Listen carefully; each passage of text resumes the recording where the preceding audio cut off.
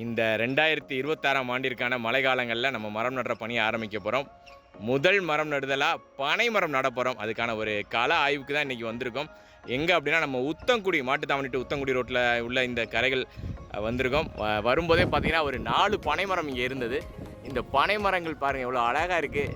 நாங்கள் வந்திருக்கோம். ஸோ எங்களுக்காகவே 2 பனம்பழம் இப்போ தான் கொஞ்சம் நேரத்துக்கு முன்னாடி தான் கீழே விழுந்தது. நானும் ரங்கநாதன் அண்ணனும் வந்திருக்கோம். ஒத்தக்கடை ஏட்டையாவாக இருக்காங்க. நம்ம இந்த வருஷம் போன வருஷம் மாதிரி ஒரு 2 லட்சம் பனை விதைகள் நடுறதுக்காக ஒரு கள ஆய்வுக்கு தான் வந்திருந்தோம். வந்த இடத்துலையே ஒரு பனம்பழம் இங்கே பாருங்கள். உண்மையிலேயே ரொம்ப சந்தோஷமாக இருக்குது. அடுத்த தலைமுறையை காக்க போகிற விருட்ச விதை, இன்னும் பல 100 ஆண்டுகள் வாழ போகிற இந்த பனைமரம் ஒரு குட்டி விதைக்குள்ளே தூங்கிக்கிட்டு இருக்கு பாருங்கள். வந்த கள ஆய்வுக்கு வந்த இடத்துல முதல் விதையை நடவு பண்ண போகிறேன். பாருங்கள், என்னுடைய மதுரையை, பாண்டிய தேசத்தை ஒரு பனைமர தேசமாக மாற்றுவதற்கான பணி இன்றைக்கே தொடங்குகிறோம். முதல் விதையை நடவு பண்ண போகிறேன். ரொம்ப சந்தோஷமாக இருக்குது. ஓகேவாண்ணா? சூப்பர்.